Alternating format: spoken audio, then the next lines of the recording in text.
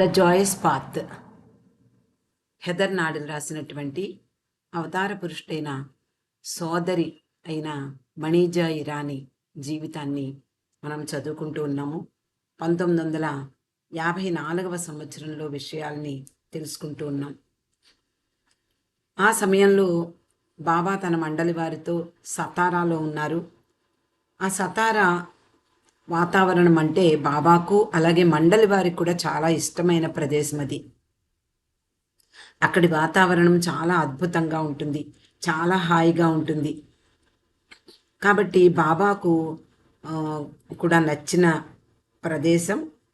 అంతేకాకుండా ఎప్పుడు ఎంత బాగుంది కదా, వాతావరణం ఎంత హాయిగా ఉంది అనేవారట. ఆ రోజుల్లో చాలా ప్రశాంతంగా ఉండేది. నిజానికి 1954వ సంవత్సరము అంటే భారతదేశంలో అన్ని చోట్ల అంటే ఎక్కువ జనాభా ఉండేవాళ్ళు కారు. అలాగే ఎక్కువ ఈ కన్వేయన్స్ అంటే కార్లు, స్కూటర్లు, ఆటోలు ఇవేమీ ఉండేవి కావు. పల్లెటూర్లు చాలా స్వచ్ఛంగా ప్రశాంతంగా ఉండేవి. కాబట్టి వీళ్ళు ఎక్కువ రద్దీ లేనటువంటి ఆ ప్రదేశంలో చాలా హాయిగా ఉన్నారు. 2.5 సంవత్సరాలు ఉన్నారట బాబా తన మండలి వారితో. వీళ్ళున్నటువంటి గ్రాఫ్టన్ బంగ్లా అది రోడ్డుకి ఆనుకుని ఉండేది. ఆ దారి అక్కడ చుట్టుపక్కల పరిసర గ్రామాల నుండి సతారా మార్కెట్కి వెళ్ళే దారి. ఆ గ్రామస్తులందరూ కూడా మార్కెట్ ఉన్న సమయంలో ఆ రోజుల్లో వాళ్ళు తమ తమ వస్తువుల్ని అమ్మడానికి వాళ్ళ యొక్క వస్తువుల్ని తీసుకుని వాళ్ళ గ్రామాల నుండి సతారా గ్రామానికి పట్టణానికి వస్తూ ఉండేవారు. ఈ ఇంటి ముందు నుండే వాళ్ళు వెడుతూ ఉండడం వలన నాజా వాళ్ళని పిలిచి ఇంటికి కావలసినటువంటి కూరగాయలు వాళ్ళ దగ్గర కొనేది. అలాగే వర్షాలు పడుతుండేవి. మట్టి కూడా చాలా మంచిగా అంటే సారవంతమైనటువంటి నేల. మొక్కలు ఇలా అంటే అలా పెరిగిపోయేవిట. కాబట్టి మణి తనకి ఇష్టమైనటువంటి గార్డెన్ పెంచాలి అని భావించింది. ఇది మెహ్రా కూడా ఇష్టమైనదే. అలా 1954 జూన్ నుండి 1956 డిసెంబర్ వరకు అంటే 2.5 సంవత్సరాలు సతారాలో గ్రాఫ్టన్ బంగ్లాలో ఉన్నారు. అదే వాళ్ళ సొంత ఇల్లు అయిపోయింది. ప్రశాంతంగా హాయిగా సంతోషంగా రోజులు గడిచాయి. నిజానికి మణి ఏమంటోంది అంటే ఈ ప్రశాంత వాతావరణం ఎలా ఉంది అంటే ఒక తుఫాను రావడానికి ముందు ప్రశాంతత ఎలా ఉంటుందో అలా ఉందిట. దేనికి అంటే బాబా కారు ప్రమాదం, 2వ కారు ప్రమాదం సతారా దగ్గర ఉన్నటువంటి ప్రదేశంలో జరిగినటువంటి కారు ప్రమాదానికి ముందున్నటువంటి రోజులు ఇవన్నీ. కాబట్టి ప్రశాంతంగా ఎంతో హాయిగా ఉండేవాళ్ళము. ఈ తుఫాన్ రావడానికి ఎలా ప్రశాంతంగా ఉంటుందో వాతావరణం అలా ఇక్కడ ఈ ప్రశాంత వాతావరణంలో ఉన్నాము. ముందు జరగబోయేది మాకు తెలియదు కదా అని చెప్పేది. మండలి వారికి కూడా ఆ సతారాలోని ప్రశాంత వాతావరణం బాగా నచ్చింది. మెహ్రా కూడా అక్కడ ఉండేటటువంటి వాళ్ళు నడకకు అంటే వాకింగ్కి వెళ్ళే ప్రదేశాలు, అలా ఎక్కువ జనసంచారం లేని వీధులు, వరుసలో నాటబడినటువంటి చెట్లు, అందమైన పూల తోటలు, పొందికగా ఉన్న ఇళ్ళు చాలా భిన్నంగా ఉండేవి అని మెహ్రా ఎప్పుడూ తలుచుకునేది. గోహెర్ కూడా ఎప్పుడూ చెప్పేదట, చాలా వర్షాలు పడేవి. అప్పుడప్పుడు వర్షాలు పడుతూ ఉండడం వలన అక్కడ ఎక్కువగా పచ్చిక పెరిగి అంత పచ్చగా కనిపించేది. బాబా కొరకు వీళ్ళు వాకింగ్కి వెడుతూ దారిలో అక్కడ ఇంగ్లీష్ క్లబ్ అనేది ఉంది. అందులో లైబ్రరీ ఉండేది. ఆ లైబ్రరీ నుండి బాబా కోసం పుస్తకాలు తెచ్చుకునేవారు. అలాగే వీళ్ళు చదువుకునేందుకు కూడా పుస్తకాలు తెచ్చుకుంటూ ఉండేవారు. మెహ్రా షీబా అనే గుర్రాన్ని, దాని సంరక్షణ భారం ఆమె మీద ఉంది కాబట్టి ఆమెను దాన్ని సంరక్షించేది. మణి పీటర్ యొక్క సంరక్షణ భారం వహించింది. పీటర్ వాళ్ళతో పాటు నడకకు వెళ్ళేది, నడిచి వచ్చేది. ప్రతి ఉదయము దగ్గరలో ఉన్నటువంటి ఒక బావిలో ఈత కొట్టేదట. ఒక 1/2 మైలు రోజు ఉదయం బాబాతో పాటు నడిచి వెళ్ళి వచ్చేది.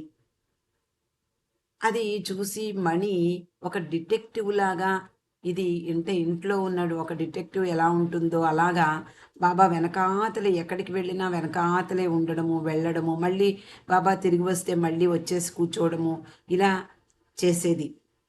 అందువలన ఈ మణి అనేదిట, ఇది ఒక డిటెక్టివ్ అయిపోయింది, బాబా ఎక్కడికి వెళితే అక్కడికి అనుసరిస్తుంది అని మణి కిట్టీకి ఉత్తరంలో రాసింది. గ్రాఫ్టన్ బంగ్లా చాలా చిన్నది, మహా పెద్దదేం కాదు. మంచి వరండా మాత్రం ఉండేది. అక్కడ స్త్రీలు ఆ వరండా మీదే పనులు చేసుకుంటూ ఉండేవారు, పుస్తకాలు చదువుకునేవాడం. అలాగే మెహ్రా, మణి, మెహ్రు, గోహెర్, నాజా, రానో వీళ్ళు మాత్రమే ఉండేవారు. తర్వాత ఇరేన్ వచ్చింది, కానీ ఆమె వేరే ఇంట్లో ఉండేది. ఆ ఇంటి యజమానురాలితో ఉండేదట. నిజానికి ఈ 6 మందే తర్వాత అంటే చివరి 12 సంవత్సరాలు మెహరాజాదులో బాబాతో కలిసి ఉన్నవాళ్ళు.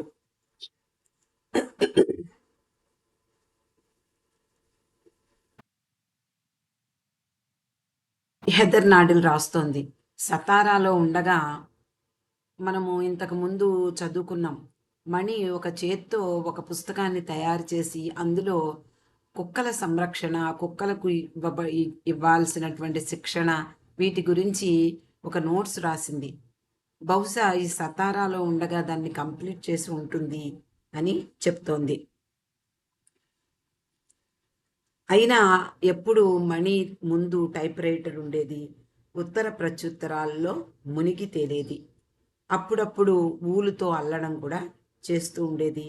ఆ రోజుల్లో ఆమె ఇలస్ట్రేటెడ్ వీక్లీ, మనకందరికీ తెలుసు, అంటే మన తరం వాళ్ళందరికీ తెలుసు ఇలస్ట్రేటెడ్ వీక్లీ, మరి ఇప్పుడు ఉందో లేదో నాకు తెలియదు, కానీ ఆ రోజుల్లో ఇంగ్లీష్ మాసపత్రిక, దానికి మణి ఒక కథ రాసిందిట. మణి ఈ రోజుల్లో అంటే సతారాలో ఉండగా చాలా బిజీగా ఉండేది. ముర్షిదా జ్యూస్ అంటే ఐవి జ్యూస్ ఆ రోజుల్లో సూఫీ గ్రూప్ లీడర్, సూఫీ గురువుని ముర్షిదా అంటారు. ఐవి జ్యూస్ ముర్షిదాగా అప్పుడు వ్యవహరించింది. ఆవిడ మణికి ఉత్తరం రాస్తూ నవజీవనం గురించి నువ్వు ఒక పుస్తకం రాయి అని ఎప్పుడూ అడుగుతూ ఉండేది. మణి అనేది చాలా కష్టం, రోజువారీ జీవితంలో ఎంత మాత్రం సమయం లేదు. ప్రస్తుతం బాబా విశ్రాంతిలో ఉన్నారు. బాబా తన ప్లాన్స్ ఎప్పుడు మారుస్తారో మాకు తెలీదు, అరగంట కూడా నాకు సమయం ఉండదు అని సమాధానం రాసింది ఐవి జ్యూస్కి. సతారాలో వాళ్ళు నడిచి వస్తూ ఉండగా అక్కడ బాగా పెరిగినటువంటి పచ్చిక, చిన్న చిన్న చెట్లు, వాటి మధ్యలో పుట్టగొడుగులు కనపడేవి. సాధారణంగా పుట్టగొడుగులు తినే వాళ్ళకి చాలా ఇష్టంగా ఉంటుంది.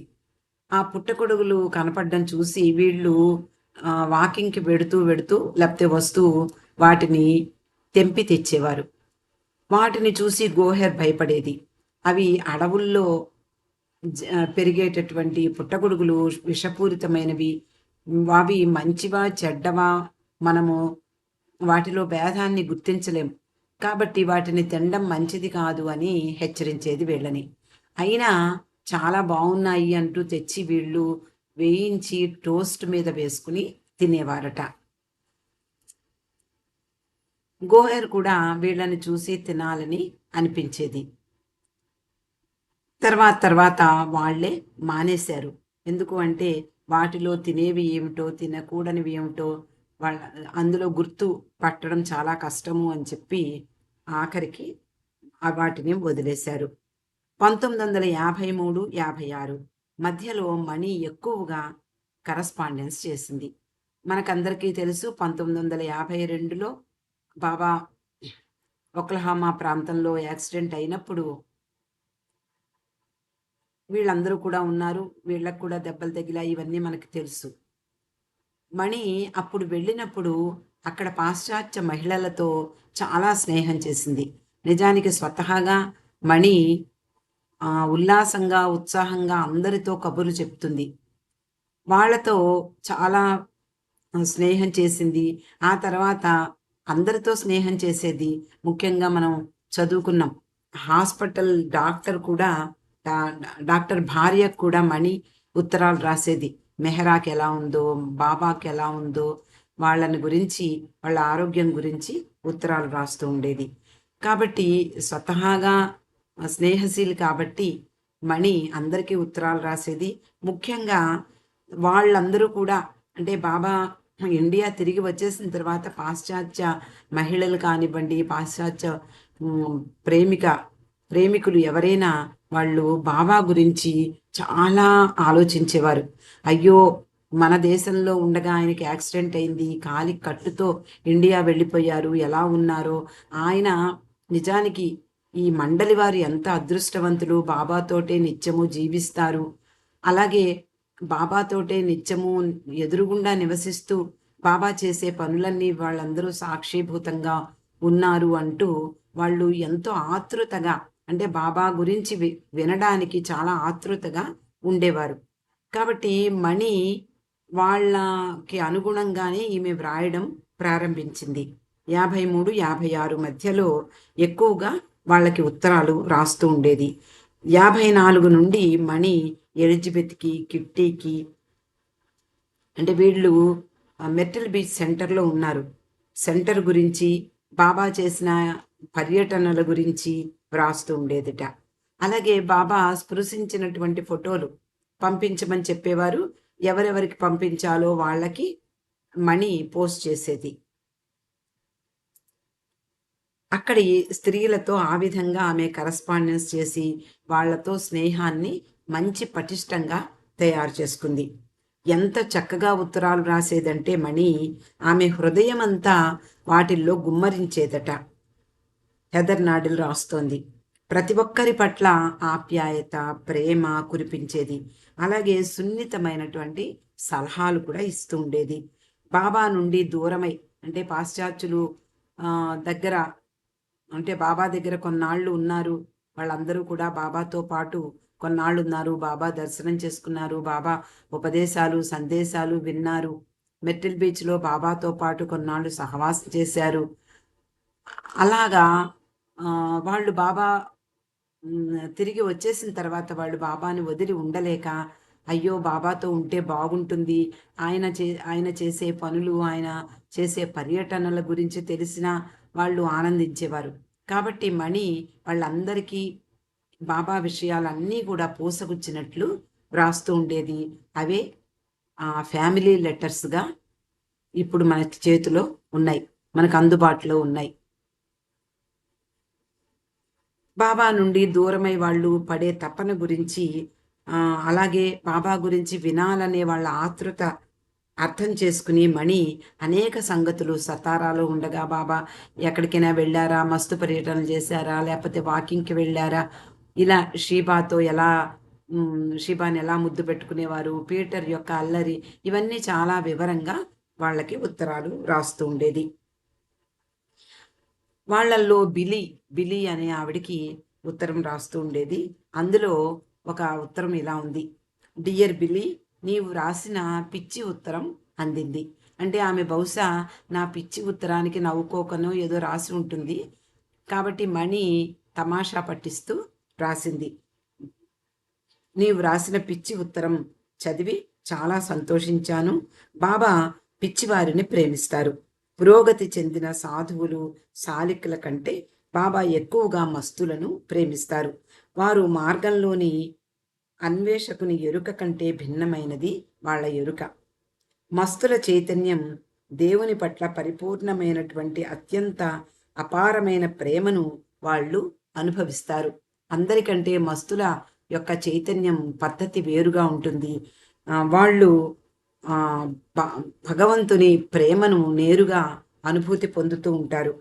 ఆ పిచ్చి చిరకాలం ఉండాలి అని కోరుకోవాలి. బాబా వార్తలను జిన్నేశాలకు పంపించడం ఆనందంగా ఉంది. వారు నాకు బాగా గుర్తున్నారు. మా ప్రేమను వారికి కూడా అందజేయి అంటూ బిలీకి వ్రాసిన ఉత్తరంలో మణి వ్రాసింది.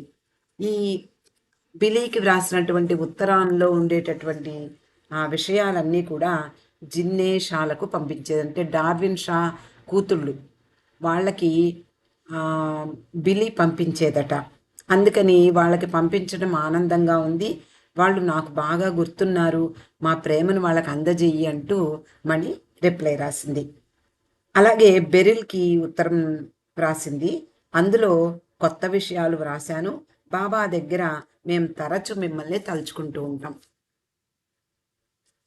బాబాతో పాటు అంటే బాబాకు వాళ్ళు రాసినటువంటి ఉత్తరాన్ని చదివేటప్పుడు అలా వాళ్ళ గురించి వీళ్ళు తలుచుకుంటూ ఉంటారు. ఎందుకంటే ఒక అంతకుముందు 2 సంవత్సరాల క్రిందటే బాబా అలాగే స్త్రీ మండలి, పురుష మండలి అమెరికాలో ఉండి వచ్చారు. కాబట్టి మేము అందరం కూడా మిమ్మల్ని గురించి తలుచుకుంటూ ఉంటాము. మీరు వ్రాసిన ఉత్తరాల వల్ల కావచ్చు, లేదా మీ ఉత్తరాలను బాబాకు చదివి వినిపించడం వల్ల కావచ్చు, లేదా మీ ప్రేమే కారణం కావచ్చు. కాబట్టి ఎలాగైతేనే మేము రోజు మిమ్మల్ని తలుచుకుంటాము అని మణి ఉత్తరంలో వ్రాసింది. కాబట్టి సతారాలో ఉన్నప్పటి నుండి మణి పాశ్చాత్య స్త్రీలతో సంబంధం బాగా పెంపొందించుకుంది అని చెప్పచ్చు. ఆమె మొదట వారితో 1930 నుండి మెహ్రాబాద్ ఆశ్రమంలో కలిసి ఉన్నారు. 1952లో ఆమెకు చాలామంది మిత్రులయ్యారు అమెరికా వెళ్ళినప్పుడు. సతారాలో ఉండగా వాళ్ళకి ఉత్తర ప్రత్యుత్తరాలు జరిపేది. వారిని ప్రియతమునితో బాంధవ్యాన్ని పటిష్టపరుచుకునేలా చేసింది. అంటే బాబా విషయాలు వింటూ వాళ్ళు ఆనందంలో మునిగిపోయేవారు. అలాగే బాబా ఎక్కడికైనా వెళ్ళారు, ఇలా చెప్పారు, లేదా బాబా ఇచ్చిన సందేశాలు ఇవన్నీ కూడా ఆమె వ్రాస్తూ ఉండేది. వాళ్ళందరూ బాబా పట్ల ఉన్నటువంటి ఆ బెంగ అనేది తీరి బాబా విషయాలు చదువుకోవడంలో ఆనందం వ్యక్తం చేసేవారు. అది నిజానికి సతారాలో ఉండగా మణి జీవితంలో ఒక భాగం అయిపోయింది. ప్రతిరోజు చేయవలసినటువంటి పనిలో ఈ ఉత్తరాలు వ్రాయడం కూడా ఒక భాగమైంది. ఒక ప్రక్క బాబాకి చదివి వినిపించేది మణి. ఆయన సంజ్ఞలను, హావభావాలను గుర్తించడము, మెహరాతో ఇంటి లోపల పనులు, లేదా లైబ్రరీకి వెళ్ళి పుస్తకాలు తెచ్చుకోవడము, లేకపోతే వాకింగ్కి వెళ్ళడము, పీటర్ని శుభ్రం చేయడము, నాజాకు వంట పనిలో సహాయం చేయడము ఉండేది. మరో ప్రక్క మరో ప్రపంచం అన్నట్లుగా టైప్ మిషన్ దగ్గర కూర్చుని బాబాకు చెందిన వార్తలను బెరిల్ విలియమ్స్కో, లేకపోతే బిల్కో, లేకపోతే ఫిలిస్కో ఎవరికో ఒకరికి పంపడం చేసేది. వాటితో పాటు బాబా ఫోటోలను కూడా పంపించడం ఉండేది. ఇలా ఏదో ఒక పనిలో రోజంతా నిమగ్నమై ఉండేది మణి. వీళ్ళకి మణి వ్రాసినటువంటి ఉత్తరాలు వాళ్ళల్లో వాళ్ళు పంపించుకునేవారు. జిరాక్స్ కాపీలు తీసో టైప్ చేసుకునో మిగిలిన వాళ్ళందరికీ కూడా పంపించేవారు. మణి ఎలా వర్ణించేది అంటే బాబా ఎలా కనిపిస్తున్నారు అంటే బాబా ఆరోగ్యంగా ఉన్నారా, లేదా గంభీరంగా ఉన్నారా, లేదా తమాషాలు చేస్తున్నారా, చతురోక్తులు విసురుతున్నారా, ఇలా ఏం చెబుతున్నారు, అలాగే ఏం చేస్తున్నారు, ఆయనతో జీవితం వాళ్ళు గడిపేటటువంటి జీవితం ఎలా ఉంటోంది, అలా జీవిస్తూ ఆయన పట్ల ఏ రకమైనటువంటి దృష్టిని ఏకీకృతం చేస్తున్నారు వీళ్ళందరూ కూడా. అంటే మండలి వారు ఏ విధంగా బాబాకు విధేయులై ఉన్నారు, ఏ విధంగా ఆయన ఇచ్చకు బద్ధులై ఉన్నారు, ఈ విషయాలు కూడా మణి వాళ్ళకి వ్రాస్తూ ఉండేది. బాబా సర్కిల్ గురించి వివరణ ఇస్తానని చెప్పారట మణికి. మణి అంటోంది, దాన్ని టైప్ చేసి ఫిలిస్కి నేను అవేకనర్ పత్రిక కోసం పంపిస్తాను. ఆ అవేకనర్ పత్రికలో దాన్ని అందరూ చదువుతారు కాబట్టి ఆమెకు పంపిస్తాను అని చెప్పేది. అలాగే బాబా అక్షర ఫలకం వదిలిపెట్టిన తర్వాత తన తన మనసులో ఉండేటటువంటి భావాలను వ్యక్తం చేయడానికి చాలా కష్టమవుతోంది బాబాకి. అంటే సంజ్ఞల ద్వారా ఎంత కష్టమో మనం ఊహించుకోవచ్చు. అంతకు ముందు వరకు అక్షర పలకం ఉంది కాబట్టి ఏదో ఫాస్ట్‌గా బాబా టైప్ చేసినా కొంతమంది మండలి వారికి అది బాగా అలవాటైపోయి వాళ్ళు చదివి చెప్పేవారు లేదా వ్రాసుకునేవారు. కానీ ఈ చేతి సంజ్ఞలు వచ్చిన తర్వాత ఆయన వీళ్ళందరికీ అర్థమయ్యేలా చెప్పడానికి చాలా కష్టపడేవారు. అందరూ బాబా చెప్పే విషయాలను చదివి ఎంత ఆనందిస్తున్నారో నేను బాబాకి చెప్పాను. అంటే బాబా మణి వ్రాసినటువంటి ఉత్తరాలు వాళ్ళల్లో వాళ్ళు డిస్ట్రిబ్యూట్ చేసుకుని వాళ్ళ ఆనందాన్ని వ్యక్తం చేస్తూ తిరిగి ఉత్తరాలు వ్రాస్తూ ఉండేవారు. ఆ ఉత్తరాలు చదివి మణి బాబాకు చెప్తూ ఉండేది. బాబా ఇక్కడ విషయాలన్నీ కూడా నేను వ్రాస్తున్నాను, వాళ్ళందరూ కూడా చదివి చాలా ఆనందిస్తున్నారు అని బాబాకి చెప్పినప్పుడు బాబా నవ్వి ఊరుకున్నారట. ఆ విషయం కూడా మణి వాళ్ళకి ఉత్తరంలో రాసింది. అప్పుడు కిట్టి మణికి సమాధానం రాస్తూ ఇలా రాస్తోంది. మీ బాబా గురించి వ్రాస్తున్న ఉత్తరాలు ఇక్కడి బాబా ప్రేమికులకు ఎంత ఆనందాన్ని ఇస్తాయో ఎలా చెప్పగలను. అందరూ ఎంతగానో ఆస్వాదిస్తున్నారు. ఉత్తరం వ్రాస్తున్నానని మాత్రం అనుకోకు. దానికి మించినదే నువ్వు మాకు చేసి పెడుతున్నావు. కేవలం నువ్వు ఉత్తరాలే వ్రాయటం లేదు, ఉత్తరాలలో ఎంత సమాచారం మాకు అందిస్తున్నావో దాని వలన మేము ఎంత ఆనందాన్ని అనుభవిస్తున్నామో నీకు తెలియదు సుమా అంటూ కిట్టి మణికి ఉత్తరం రాసింది. తర్వాత ఎలిజబెత్ ప్యాటర్సన్, కిట్టి డేవి, నోరినా మ్యాచ్బెల్లి వీళ్ళు మెట్టెల్ బీచ్లో ఉంటున్నారు. మణి వ్రాసినటువంటి ఉత్తరాలలో బాబాతో మణి గడిపిన అన్ని రోజులు ప్రత్యక్షమైనట్లుగా వ్రాసేది. అంటే ఆమెకు అంతటి ప్రతిభ ఉండేది. చక్కగా మాట్లాడడము, అనేక కళల్లో ఆవిడ నిష్ణాతురాలు అని చెప్పచ్చు. ఆమె చక్కగా మాట్లాడడంలోనూ ప్రతిభ చూపేది. అలాగే ఉత్తరాలు వ్రాయడంలో కూడా ఎంతో అందంగా వ్రాసేది. కాబట్టి మణి గడిపినటువంటి మా బాబాతో గడిపిన అన్ని రోజుల్ని వాళ్ళకి ప్రత్యక్షంగా కనపడేలాగా వర్ణించి వ్రాసేది. సతారాలో పాత ఆశ్రమవాసీయులకు అంటే మెహరాబాద్లో ఉండే స్త్రీలకు ముఖ్యంగా మణి వాళ్ళకి బాబా గురించినటువంటి విషయాలు వ్రాస్తూ ఉండేది. వాళ్ళను కూడా సమాధానపరిచేది. అంటే సతారాలో ఉన్న సమయంలో మెహరాబాద్ కొండ మీద మన్సారి వాళ్ళందరూ ఉండేవారు. వాళ్ళందరికీ కూడా బాబా ఎలా ఉన్నారో ఏ సమాచారమో తెలియకపోతే వాళ్ళు బాధపడుతూ ఉండేవారు. కాబట్టి మణి వాళ్ళకు కూడా ఉత్తరాలు వ్రాస్తూ ఉండేది. అలాగే 1955వ సంవత్సరం బాబా జన్మదినాన్ని గురించి వాళ్ళందరికీ ఉత్తరాల్లో వివరించింది. నేను అమెరికా మ్యాగజైన్లో చూసి ఆరెంజ్ కలర్ కేక్ని తయారు చేశాను. తెలుపు పింక్ కలర్లతో ఐసింగ్ చేసి దానిపై 7 నీలిరంగు కొవ్వొత్తులను సిద్ధం చేశాను. తెల్లవారుజామున 5 గంటలైంది. మేమంతా బాబాకు జేజేలు పలుకుతూ స్వాగతం పలికాం. నేను ఆయనకు బాణసంచ అంటే 7 సార్లు గన్ పేల్చి వందన సమర్పణ చేశాను. అలాగే జన్మదిన గీతం మేమందరము పాడాము. ఇలా బాబా యొక్క జన్మదినాన్ని మేమంతా పండుగ చేసుకున్నాము అంటూ మణి తన ఉత్తరాలలో పొందుపరిచింది. ఆ రోజు అంటే ఆయన జన్మదినం రోజు ఒక ప్రదర్శన కూడా ఇచ్చారట. ఆ ప్రదర్శన తర్వాత హారతి పాడి ముగించారు. బాబా ఆనందం ఎంతగా ఉందో ఊహించుకోండి మీరే అంటూ వ్రాస్తోంది. అంతేకాకుండా ఎవరు ఏ ఏ పాత్రలు వేశారో వాళ్ళకి తెలియపరచాలి కాబట్టి వాటి వివరాలు కూడా వ్రాస్తోంది. రానో మిస్టర్ రీడర్ అనే పాత్ర వహించింది. ఆ పాత్ర ఏమిటి అంటే బాబాకు ఇష్టమైన రచయితల్లో ఒకళ్ళైన ఎడ్గన్ వ్యాలిస్ అనే రచయిత యొక్క పుస్తకంలో పాత్ర అది రానో వేసింది.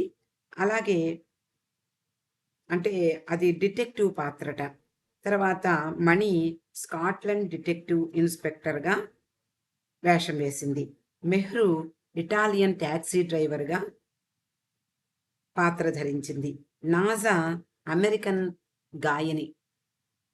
అమెరికాలో అమెరికాకు చెందినటువంటి స్త్రీ. ఆమె గాయకురాలు. గోహెర్ నాజా భర్త. అంటే ఆ గాయని యొక్క భర్త. రాబిన్సన్ క్రూసో లాగా ఉండేవట. అందరూ చక్కగా రిహార్సల్స్ చెయ్యడమే కష్టమైంది. కానీ అద్భుతంగా ఆ పండగ బాబా జన్మదిన వేడుక ముగిసింది అంటూ వ్రాసింది. మణి వ్రాస్తోంది, ఎలాంటి సమస్య అయినా బాబా పట్ల ప్రేమ ఉంటే అవన్నీ కూడా సమస్యలుగా కనిపించవు. ఎలాంటివైనా కూడా ఎలాంటి సందర్భంలోనైనా మా ప్రేమే గొప్పది. ఇంకా గొప్పది ఏమిటి అంటే మా పట్ల ఆయనకు గల ప్రేమ. బాబా ఎప్పుడు డోంట్ వర్రీ, నన్ను ప్రేమించండి, విధేయులుగా ఉండండి అని అందుకే చెప్తూ ఉంటారు. ఎలాంటి వర్రీస్, అలాగే జాగ్రత్తలు, ఆందోళనలు, నిరాశలు ఎదురైనా అవన్నీ ముందుకు సాగేందుకు సోపానాలు. ఏది నిరుపయోగం కాదు. ఏది ఊరికే వచ్చేది మనకి. ఏదో ఒక రకంగా మనకి సమస్య ఎదురైనా, కష్టం ఎదురైనా, నష్టం ఎదురైనా ముందుకు వెళ్ళేందుకు అది ఒక మెట్టు లాంటిది అని రాస్తోంది. అన్నింటినీ అంటే గమ్యం చేరేందుకు కల్పించబడిన అనుభవాలే అన్నీ కూడా. అంటే చిట్ట చివరకు చేరేది, మనమంతా చేరేది ఆ భగవంతునిలో ఐక్యం అవ్వడం. అదే గమ్యం. దాన్ని చేరేందుకు ఏమి అంటే ఎదురైనా ఎలాంటి కష్టాలు, నష్టాలు, సమస్యలు ఎన్ని ఎదురైనా అవన్నీ కూడా మెట్లల్లాంటివే గమ్యం చేరేందుకు అంటూ ఆ ఉత్తరాల్లో మణి వ్రాసినటువంటి సంగతులు చెప్పుకున్నామండి. ఇంకా ఈరోజు ముగిద్దాం. మళ్ళీ మిగిలింది రేపు చదువుకుందాం. అవతార్ మెహర్ బాబా కీ జై.